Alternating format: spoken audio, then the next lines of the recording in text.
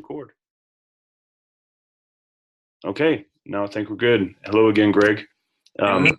Let's debrief one another. Um, so for the lesson that I decided to teach, again, it was dealing with ecological footprints. Mhm. This is something that is in topic 1.4 of it's a subtopic of the first introductory unit of this entire course, and it's generally outlined as a tool that could be used to evaluate sustainability. In this particular lesson, and the reason I chose to only do it for one class period as opposed to more involved, maybe for like one of our block periods, was that the topic of ecological footprints comes up often. And there's actually an entire another section of ecological footprints as they relate to entire countries based off their socioeconomic status Mm. at the end of the course. So one of the things that I tried last year, and I don't think went as well, is to introduce this idea and then revisit it. And I didn't highlight it as well as an opportunity for students to continually revisit this concept Mhm. on their own. And this is kind of why I wanted to make it a little bit more personalized. So the way that I set the lesson up was to originally give them 5 to 10 minutes to do a personal version of it, and then reflect, and then change some things, and then reflect, and to try some things together, and then reflect together. And then, I didn't plan on it, but take a screen capture of their work so that they have something to work from going forward. And I took your feedback on being a bit ambitious. Uh, Mhm. you know, as I told you, the instructor for this course said something similar, that it's very easy to become overly ambitious with your plan. So I tried to back off, and even with my backing off of my expectations, I still had too much stuff up on there. And so effectively, of all of the stuff that was put on the lesson plan, I got through about one half of it, but it's okay Yeah. because I still think I got the point across. And so one of the things that Well, it's great too that you planned for that multiple exposures too. So then that way, this idea of the footprint would come back into their working memory, and they'd be adding to it over time rather than being forced to memorize it all at one point. yeah, Um, Remember it later. yeah. Well, that, Mhm. and again, and I, even with the previous experience with it, and with you guys giving some input, I think one of the things that went well is that it did get the point across. It is stuck in their brain, and it wasn't because of forced memorization, and that part was effective. And I feel like the students were able to maintain some engagement fairly well, because it was all of a sudden, ooh, well, I'd take 7 Earths to sustain my way of living. What about you? And again, the ultimate goal is to realize that any number that's greater than one is too much. And so the whole point of that class is to determine how to make that number smaller. What and I like the idea that my goal from a personal reflection and awareness standpoint got through. But what's most frustrating, I think, was my management of transitions. Mhm. Uh, and the video that I recorded was the first class in the morning, and so it was my first trial through it. The subsequent classes, I feel, went a little bit better, but the quality of the video was reduced, so it's not as evident. But in that particular video, there were many opportunities where I could have saved another 3 to 4 minutes, maybe, by my interactions with students, etc. And I could have had some more time to do some more work and more reflection in the class had I managed the timing a little bit better. And I just didn't use a timer in the morning. I have one on my cell phone, and I didn't use it. Mhm. And so that's something that I know has been recommended to me in the past, and I just, again, didn't do it, but it's blatantly obvious the reason for using it. And I think that's my biggest takeaway from this week, is on a lesson like that one, having a visible timer, not just for me, but for the students, to kind of keep the ball rolling, would have Mhm. made this lesson a whole lot more effective. Um, Do you and feel like you accomplished the lesson objective at the end of the day though? I do, I do. I just don't think it was as effective as it could have been, I think. Mhm. Um, having some additional time to One thing. reflect on the idea of, um, how can this be used as a tool to help discuss sustainability on a personal level from Mhm. personal choice. I would have liked to have spent some more time talking about that, not anything more than one earth is too much. Having them to providing them with an opportunity to like elaborate on that statement of fact, I feel would have made it more effective, even if it was only an extra 5 or 10 minutes. But Mhm. all in all, it generally went okay. And for the standard one, I wanted to add, since this is specifically the lesson that was highlighted for standard one, I wanted to, ask for your feedback about standard one in particular, but any other standards that really stuck out to you uh, from the rubric standpoint as you were able to take some notes. Here, let me get the rubric pulled up real quick. No problem. Refer back to that. It's slow internet.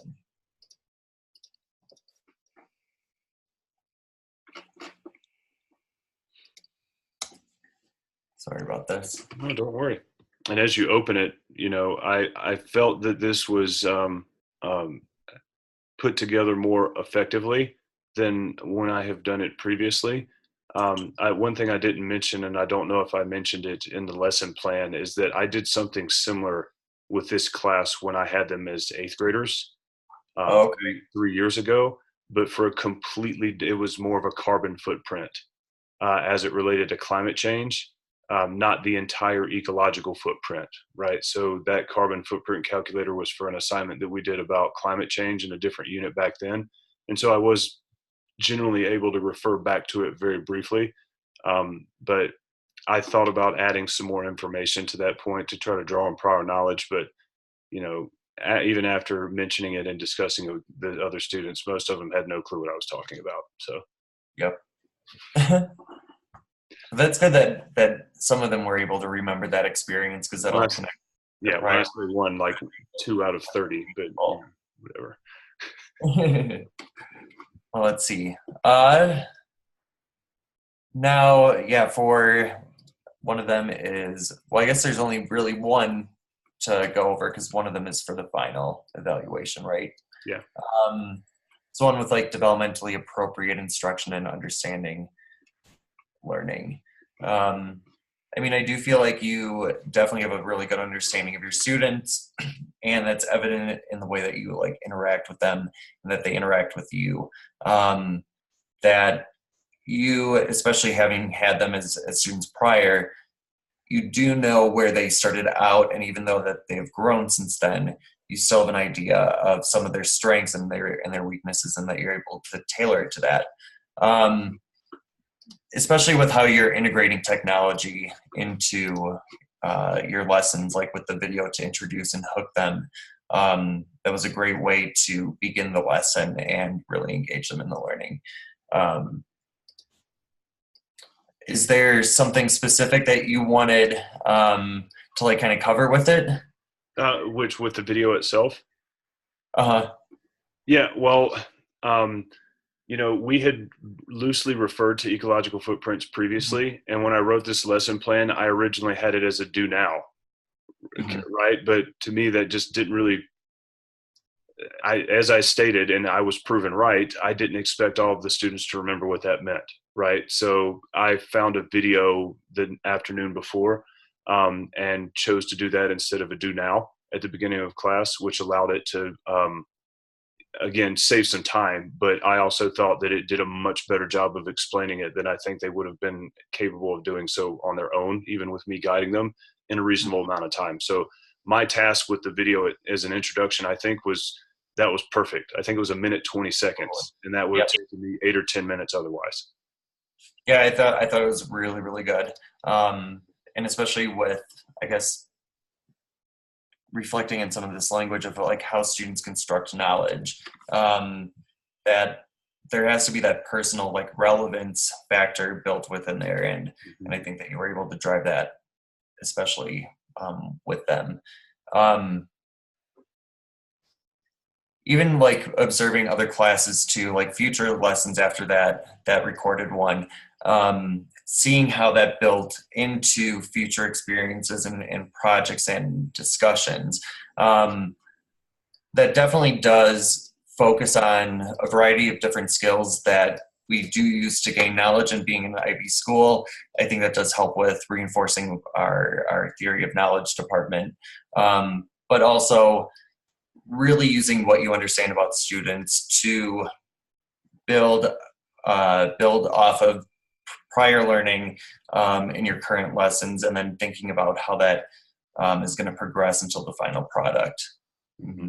And you say that, I kind of forgotten about the being able to identify using these types of tools from the front of class when students are not just getting off of topic, but are looking a bit tired. That ability for them to sit next to people and then forcing them to get up and move so that they get the blood flowing. That was a success, I think, that was shown in that video, that in years prior, I would not have had the ability to identify so easily. But with this type of program and it forcing me to pay more attention to things like that, I feel that I was able to be a bit more effective on that, being able not just provide them with opportunities to learn, but also to give them, I don't know, basically use real-time data, if you will, to implement into the lesson to make sure that its effectiveness is maintained. And I like the way that you said that, because you just reminded me of something I need to make sure I continue to try to do. Yeah. Great. Was there any other really negative, I say negative, constructive feedback about the lesson in itself? I know that you weren't meant to evaluate this in particular for an entire rubric. I had to do it for myself, and I don't know if you saw how I evaluated it, but I think I gave myself a 2.9 because there's some areas for improvement. There really were, I think. But, since this is a baseline, had I hit a 4 on this, I didn't expect that to happen. So, yeah, there's always room for growth and improvement. Even in my 10 years of teaching, I'm still looking for ways to improve my practices. Definitely one of the things that I saw in your reflection, just like your speaking pace, is that it seemed rushed, especially at like the very beginning. I don't know if that was just nerves with knowing that you were going to be videotaping yourself, or first time I've ever recorded myself, and it was really ugly. But yeah, just like be conscious of your speaking pace, especially with our students being non-native English speakers. By speaking slower, might make it more clear, and then maybe get your instructions across faster so that those transition times could be cut down. Yeah. I agree.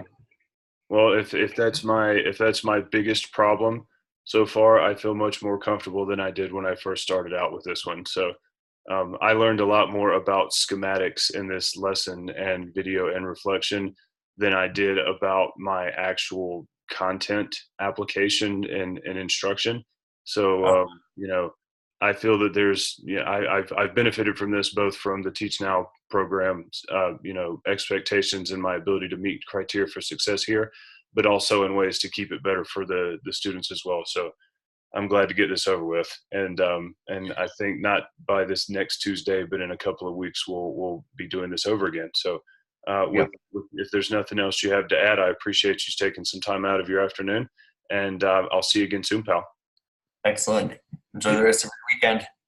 Let me find the record button. Don't leave yet.